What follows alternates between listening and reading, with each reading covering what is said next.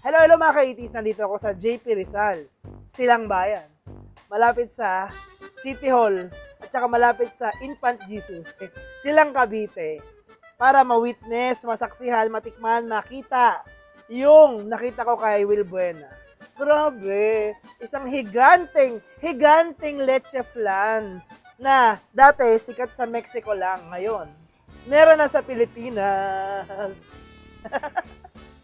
Alam niyo ba sila yung dati nagpasikat ng Halo Pro Max na isa sa mga natikman ko last year. Boss Banqueta Cafe ang pamagat ng store. Anong street tayo? Nasa JP Rizal tayo, sa Silang Bayan, Silang Cavite. Oh my God. Ano po to? 100. 100. Ano po pag isang buo? 700 po. 700.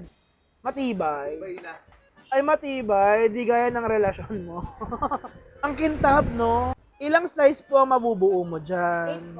8 po. 8. This is there. Leche Plan Pro Max. Nagwiwiggle-wiggle pa yan siya.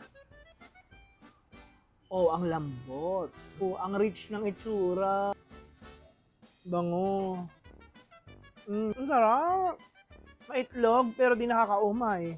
Parang tostado. Silky yung kanyang tekstura. I think they made it to the point na hindi siya nakakasawa. Bakit? Siyempre, di ba? O-order ka ng higanteng leche flan. Ayaw mo naman maumay, di ba? This is good for one person consumption. I don't suggest na maghati kayong dalawa. Kasi maganda yung consistency niya eh. Hindi siya mapulang-pula na itlog. May balanse siya ng puti. Kaya ko umubos ito ng isa. May mga leche flan kasi na hindi ko kaya makarami. Kasi napakatamis. Ito hindi siya matamis at all. Sarap! Ito yung klase ng leche flan magugustuhan ng nanay ko. Ayaw kasi nun yung mapula na nakakaumay. Gusto niya yung may balanse ng puti. Sarap. Para ako nag-birthday.